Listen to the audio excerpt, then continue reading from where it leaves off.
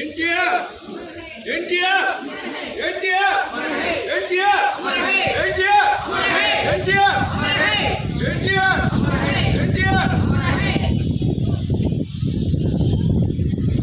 ఎన్టీఆర్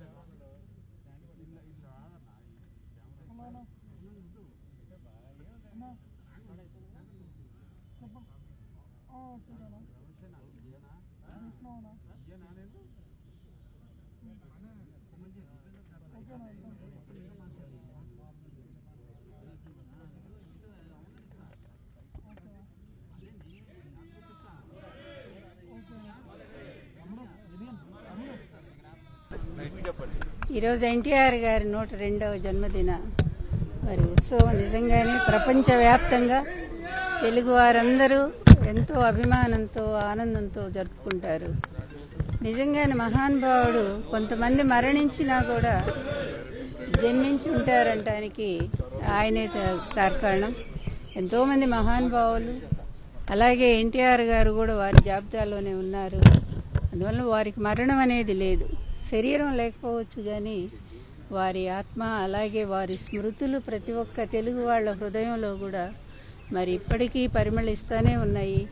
ఎన్టీఆర్ అనే 3 అక్షరాలు ఎంత బలమైనయో నిజంగానే ఏ పార్టీ వచ్చినా దేశంలో ప్రతి ఒక్కళ్ళు ఆయన పేరు స్మరించకుండా వాళ్ళ రాజకీయం జరగదనేది వాస్తవమైన విషయం.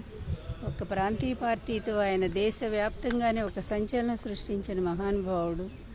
నిజంగానే మరి ఆయన ఒక రాముడు, ఆ రోజుల్లో రాముడు అంటే రామరాజ్యం అనే పేరు విన్నాము. మళ్ళీ ఎన్టీఆర్ గారి పాలన చూశారు ప్రజలు, రామరాజ్యం అనే పేరు తెచ్చుకున్నారు. రామరాజ్యంలో చెప్పాలి అంటే రాముడి ఇంట్లోనే రాక్షసాంశ కూడా వచ్చింది. రాక్షస రాజ్యం నడుస్తూ ఉంది. దానికి ప్రజలే సరైనటువంటి సమయం చూసి బుద్ధి చెప్తారు. దాని గురించి మనం ఏం చెప్పలేము. కానీ ఒక్కటి వాస్తవం, రాముణ్ణి ఆనాడు రాముడు రావణాసురుని చంపేశాడు, కానీ ఈనాడు రాముణ్ణి రావణాసురుడు చంపేశాడు.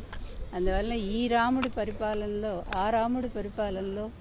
ఆ రాముడి ఇంట్లోనే రాక్షసాంశతో జన్మించిన వాళ్ళు, రాక్షసాంశతో ప్రవేశం మరి కలిగించుకున్నటువంటి వాళ్ళు, అడుగుపెట్టినటువంటి వాళ్ళు ఈరోజు ప్రజలను కూడా చాలా రకాల ఇబ్బంది పెడుతూ ఉన్నారు. ఒక రాక్షస పాలన జాగుతూ ఉంది.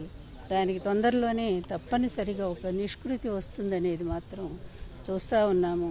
నా దైవం, నా భర్త నందమూరి తారక రామారావు గారి దివ్యమైన ఆత్మ వారికి సరైన సమయంలో తగిన విధంగా బుద్ధి చెప్తుందని చెప్పి నేను ఆశిస్తున్నాను.